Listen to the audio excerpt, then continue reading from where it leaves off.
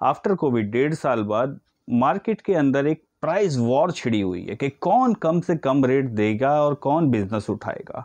दोस्तों, कम से कम प्राइस देना बहुत ही अच्छी बात है कस्टमर को, कि आप कितना बेस्ट प्राइस दे सकते हैं, कितना मार्केट से सस्ता माल उठा सकते हैं या फिर लेबर से सस्ते में काम करा सकते हैं। ठीक है, और इस तरीके से एथिकली वर्क करके अगर आप अपने क्लाइंट को कम रेट देते हैं तो ये बहुत ही अच्छी बात है। बट एक्चुअल में हो कुछ और रहा है। एक्चुअल में जो प्राइस मार्केट में दिया जा रहा है वो उनके इन हाउस प्राइस से भी कम है। अब वो उसको भी कैसे मैनेज कर पा रहे हैं, ये मैं आपको अपना एक रीसेंट एक्सपीरियंस की स्टोरी में सुनाऊंगा। मेरा इंट्रोडक्शन मैं आपको बता दूं कि मुझे इस इंडस्ट्री में लगभग 15 साल हो चुके हैं। 15 साल से मैं एग्जीबिशन स्टॉल फैब्रिकेशन का काम कर रहा हूं। इससे पहले मैंने कुछ जॉब्स भी की हैं और अभी मैं डिज़ाइन बुल्स के नाम से अपनी कंपनी को चला रहा हूँ।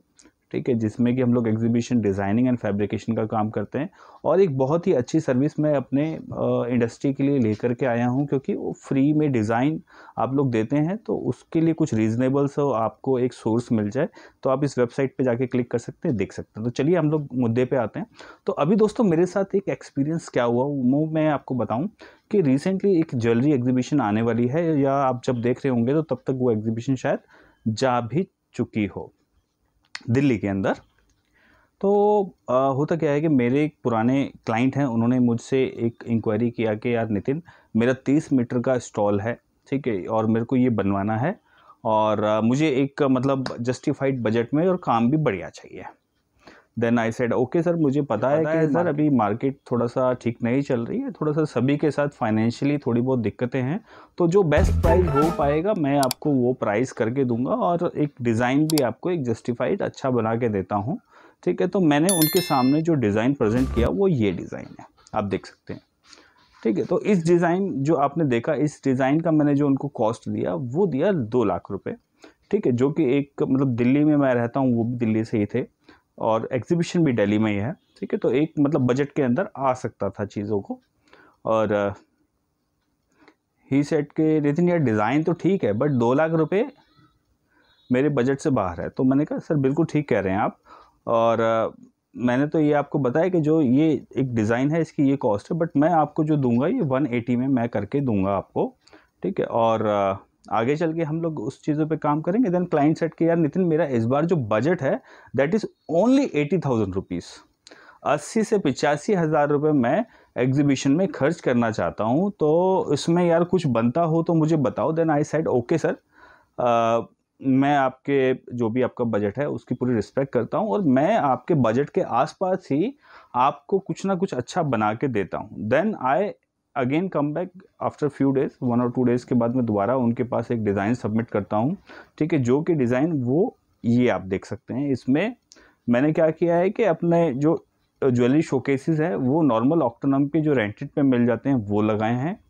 ठीक है, और नॉर्मल फेशिया है, मतलब ज़्यादा काम इसमें नहीं है जो कि उनके बजट में फिट हो जाए। तो मैंने उनको इस डिज़ाइन की जो कोटेशन दिया वो दिया 1 लाख रुपए।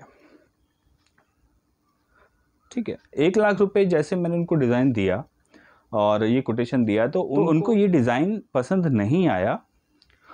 और ये नेचुरल है।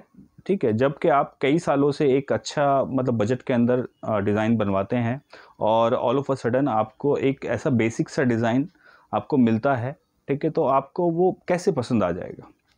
देन आई सेड कि सर ये इस बजट जो आपने मेरे को बताया उसके आसपास मैं ये दे सकता हूँ, अगर आपका बजट अलाउ करता है आपको थोड़ा बहुत तो मैं आपको वो बना के दे सकता हूँ। इसके बीच का आप कुछ भी कराएंगे तो उसका कुछ निकलेगा नहीं। ठीक है, तो ही सेड ओके। मैंने कहा सर आप दूसरे वेंडर से भी ट्राई कीजिए, आपने कई सालों से किया नहीं है। ठीक है, एक बार आप ट्राई कीजिए। कह रहे कि मेरे पास, कस्टमर ने मुझे कहा कि मेरे पास 3,000 3,500 का रेट आया हुआ है कि इतने में काम हो जाता है। मैंने कहा सर बिल्कुल हो जाता है, आप एक बार उनसे करवाइए। ठीक है, आप उनसे कोटेशन लीजिए, ठीक है, डिज़ाइन बनवाइए और उसके बाद आप एक बार देखिए क्या आता है। ठीक है, मैंने कहा मेरे बस की बात नहीं है। ऑब्वियस ग्लास लगता है, लाइटें लगती हैं ज्वेलरी के अंदर, तो काम बहुत होता है, तो एक्चुअल में तो पॉसिबल नहीं है। तो कस्टमर ने फिर आफ्टर फ्यू डेज ही again came back to me and send the design. ये डिज़ाइन है जो कस्टमर ने मुझे दिया था।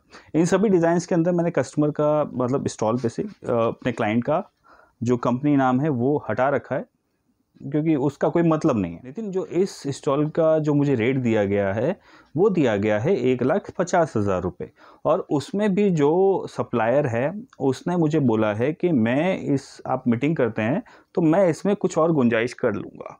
तो मतलब कहीं भी 1,30,000 1,40,000 के आसपास ये स्टॉल हो जाएगा। Then I said okay sir, मतलब बहुत बढ़िया है। तो ही सेड कि यार तुम कर दो। तो मैंने कहा सर मेरे लिए तो पॉसिबल नहीं है, बट मैं ये ज़रूर देखूंगा कि ये इस रेट में लोग काम कर कैसे रहे हैं। ठीक है, मैं तो नहीं कर पाऊंगा। तो उसने मेरे को काफ़ी इंसिस्ट किया, मेरे कस्टमर ने, कि यार आप कर दो इतने में, जब दूसरा कर रहा है तो आप क्यों नहीं कर पाओगे। तो उसके रीजंस है, देखिए आप इतने 1.5 साल के अंदर आप एक्चुअल में देखेंगे तो जो मार्केट के अंदर वुड का प्राइस है, रॉ मटेरियल जो है अपना, वुड हो गया, पेंट हो गया, हार्डवेयर हो गया, ठीक है, ग्लास हो गया, इन सब के प्राइजेस में 10 से 15% का, कहें तो 15 से 20% का इंक्रीज हो चुका है प्राइस के अंदर। लेबर हम लोग मान सकते हैं कि लेबर का रेट एक जगह स्टे है, अभी बढ़ा नहीं है। ठीक है, हो सकता है हम उनको थोड़ा सा कम भी दे तो शायद कहीं ना कहीं एडजस्ट हो जाए, बट एक्चुअल में देखा जाए तो मटेरियल का प्राइजेस जो है वो मार्केट में बढ़ चुके हैं। और उसके बाद भी आप एक कम रेट पे कैसे आप कर सकते हैं वो मुझे समझना था, तो मैंने उसके लिए मार्केट सर्वे किया। तो मेरे सामने बहुत ही चौंकाने वाले रिजल्ट आए। अब इसको हम लोग एक बार ध्यान से देखते हैं कैसे रिजल्ट्स आए। अब हुआ क्या दोस्तों, अब एक मान के चलते हैं कि जो हमारे क्लाइंट का जिस भी वेंडर काम कर रहा है या कर दिया उसने, ठीक है, उसने 1,40,000 में डिज़ाइनर ने काम उठाया और कम से कम 20,000 रुपये अपने प्रॉफिट के रखेगा। तो 1,20,000 रुपये वो जो है कि फैब्रिकेटर के लिए उसने रखा। ठीक है, तो 1,20,000 फैब्रिकेटर को देगा, तो अब फैब्रिकेटर उसमें से 20,000 रुपये तो कम से कम अपने लिए प्रॉफिट रखेगा। ठीक है, तो अब ये काम जो होना है एक्चुअल में 1,00,000 रुपये में होना है। अब आप सोच के देखिए कि कहीं से कहीं तक ये 1,00,000 में काम पॉसिबल है। ठीक है, अब देखते हैं कि ये काम होता कैसे। बात में बहुत ही क्यूरियस था ये जानने के लिए कि ये जो आजकल है इतने कम रेट में काम हो कैसे रहा है, तो मैं इसकी डीप में जानना चाहता था। तो उसके लिए मैंने अपने जो इंडस्ट्री के फ्रेंड्स हैं, फैब्रिकेटर्स हैं और लोग हैं, उनसे डिस्कस करना चालू किया। तो उसके बाद मेरे सामने एक बहुत ही चौंकाने वाली चीज़ आई। वो क्या आई दोस्तों, कि होता क्या है कि जैसे कि काम उठाया इन्होंने, अब इनको 1,00,000 का एक बजट में काम करना है। तो अब कैसे होगा कि इन्होंने लेट सपोज कि कारपेंटर की टीम को बुलाया, फैब्रिकेटर की बात कर रहा हूँ मैं, ठीक है, उन्होंने कारपेंटर की टीम से ठेके पे बात करी, क्योंकि अभी क्या है कि सबके पास परमानेंट वाले लोग नहीं है, तो ये अब आउटसोर्स करके किसी को भी बुला ले रहे हैं कारपेंटर को कि भैया तुम कितने में करोगे। तो कारपेंटर ने लेट सपोज कि इनको एक एक्स अमाउंट दिया कि 30,000 में मैं बना दूंगा। कहते ठीक है भाई, ये 10,000 रुपये पकड़ो एडवांस में। ठीक है, ऐसी पेंटर को हायर किया, पेंटर ने कहा कि मैं 20,000 रुपये लूँगा। उसको कहते हैं ठीक है 5,000 रुपये लो, तुम काम चालू करो। और इसी तरीके से इलेक्ट्रिशियन हो गया या फिर अपना जो मटेरियल सप्लायर हो गया, तो इन सब लोगों को कुछ कुछ कुछ कुछ पैसा दे करके इन्होंने काम अपना चालू करवा लिया और ये काम हो भी गया। ठीक है, काम कंप्लीट हो गया। काम कंप्लीट होने के बाद एक्चुअल खर्चा तो जो इनका आया, इनको करना था 1,00,000 में, बट जब इनका खर्चा आया तो वो 1,00,000 से काफी ज्यादा आया एक्चुअल खर्चा। बट ये उस चीज को कवर करने के लिए क्या करते हैं कि जो लेबर क्लास का कह लें कि पेंटर का, कारपेंटर का, ठीक है, इलेक्ट्रिशियन का या कुछ ऐसे सप्लायर्स का हो गया, तो इनका ये बाकी का पैसा मिलना नहीं है। ठीक है, ये एक मतलब ये अभी उनको नहीं पता लेबर क्लास को कि ये पैसा उनको नहीं मिलेगा। ठीक है, बट ये जो बंदा काम करा रहा है, ये उसका माइंडसेट है कि भैया मुझे आज अपनी रोटेशन घुमाना है, आगे का आगे देखेंगे। ठीक है, आगे कोई और काम आएगा तो वो भी कम रेट में उठा लेंगे। ठीक है, और उसके बाद उसका भी सेम ऐसे ही करेंगे। और ये जो पेंटर कारपेंटर जो टीम थी जो अपने पैसे मांगेंगे, तो उसमें से उनको थोड़ा एडवांस पकड़ा देंगे। तो अल्टीमेटली ये कुछ टाइम तक साइकिल चलेगी। और जब ये लोग ज़्यादा परेशान करेंगे पैसों के लिए, तो टीम चेंज हो जाएगी। ठीक है, इनको टरका दिया जाएगा। तो अल्टीमेटली जो नुकसान होना है वो लेबर क्लास का होना है। ठीक है, कस्टमर की इसमें कोई गलती नहीं है जो अपना स्टॉल लगवा रहा है। भाई जब उसको कम रेट मिलेगा तो वो कम रेट में ही काम कराएगा। ठीक है, एजेंसी की कोई गलती नहीं है, एजेंसी को भैया अब आगे से जब कम रेट में काम मिल रहा है तो उसने भी कराना है। ठीक है, तो आपको ये मार्केट का भी इस हिसाब से रेट खराब हो गया, सिर्फ एक लेबर क्लास का नुकसान नहीं हुआ, ये मार्केट का एक जो है कि प्राइस ही खराब हो गया। ठीक है, अब कस्टमर का माइंडसेट ये हो गया कि भाई मेरा तो काम 3,000 3,500 उससे भी कम में भी कई बार हो जा रहा है। ठीक है, तो आगे आप ही लोगों को अपना प्राइस बढ़ाने में दिक्कत पड़ने वाली है। तो इस चीज को मान के चलिए, कस्टमर बिल्कुल पैसा खर्चा करेगा। ठीक है, ऐसा नहीं कस्टमर पैसा नहीं खर्चा करेगा, कस्टमर पैसा खर्चा करेगा, बट आप इस मार्केट के डर की वजह से मार्केट का रेट खराब ना करें। अगर मान के चलिए कि जो कस्टमर मेरे से ही 80-90 हज़ार रुपये कह रहा था, 80-85 हज़ार रुपये, एट द एंड उसने भी लगभग 1.5 लाख के आसपास अपना काम करा रहा है। ठीक है, तो उसका बजट तो 1.5 लाख था, और अगर ये 1.5 लाख की जगह 180 में होता, ठीक है, मेरी जगह आप कर लेते, कोई दिक्कत नहीं, डिज़ाइन अच्छा देके कोई भी कर सकता है। ठीक है, तो प्राइस को लेके आप जो है कि प्राइस वॉर से बेटर डिज़ाइनिंग की वॉर कीजिए, सर्विस की वॉर कीजिए कि आप कितना बेटर सर्विस दे सकते हैं। अब अगर आप कम बजट में काम करेंगे तो आपको एक बेहतर सर्विस देने में उतनी ही ज़्यादा दिक्कत आने वाली है। आप अपने कस्टमर को बहुत अच्छी सर्विस नहीं दे पाएंगे, क्योंकि देखिए हर चीज़ की एक कॉस्ट होती है। मान के चलिए आपने 20,000 रुपये ही कमाए एक स्टॉल के ऊपर, आप जितनी बार स्टॉल के ऊपर जाएंगे उतनी बार आपकी जेब से एक 500 से 1,000 रुपया खर्चा होने वाला है। ये मैं एजेंसी की बात कर रहा हूँ। ठीक है, 500 से 1,000 रुपया उस टाइम खर्चा होगा। वो कैसे होगा कि भाई आप जितनी बार जाओगे उतनी बार पेट्रोल लगेगा।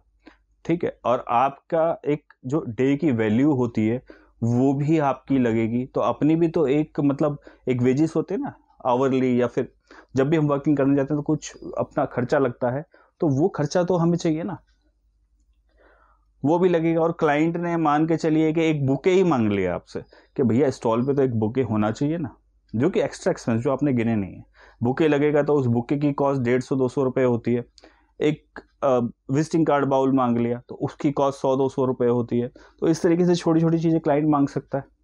ठीक है, अब मान के चलिए कि कुछ स्टॉल में इलेक्ट्रिक की दिक्कत आ गई, शो डेज में, इवेंट के डेज में, नेक्स्ट डे आ गई, इवेंट के डेज में दिक्कत आ गई, तो आपको क्या करना पड़ेगा, इलेक्ट्रिशियन एक भेजना पड़ेगा, जिसका कि आने का जाने का खर्चा, खाने का खर्चा, प्लस उसकी उस दिन की वेजेस, तो ये खर्चा आपका लगेगा ना। तो ये सब खर्चा कहाँ से कवर होगा? आपको एक वेल प्लान्ड अपना एक कोटेशन कस्टमर को देनी चाहिए, जिससे कि आप कस्टमर को सर्विस पे, डिज़ाइनिंग पे, इन चीज़ों पे अपने लिए लेके आए। ठीक है, ना कि सिर्फ प्राइस के ऊपर। प्राइस के ऊपर कस्टमर आज आपका है, ठीक है, और कल कोई और कम प्राइस देगा उसका हो जाएगा, परसों कोई और कम देगा उसका हो जाएगा। तो कस्टमर तो किसी का भी सगा नहीं है। ठीक है, आपको मार्केट को बचाओ। आप जिस हिसाब से प्राइजेस चल रहे हैं, एक तो आप जितना लंबा समय, मान लीजिए 5-6 साल भी अगर आप काम करते हैं, तो आप 5 साल बाद जब अपना कैलकुलेशन करेंगे चीज़ों को, तो आप माइनस में बैठे होंगे, ना कि प्लस में। हम इतने सालों से जो हमने किया है काम, ठीक है, तो उतने सालों में ऊपर वाले की कृपा से जो इंडस्ट्री में पुराने लोग आए थे, वो कुछ अपने लिए, अपनी फैमिली के लिए जोड़ पाए हैं, बना पाए हैं। ठीक है, और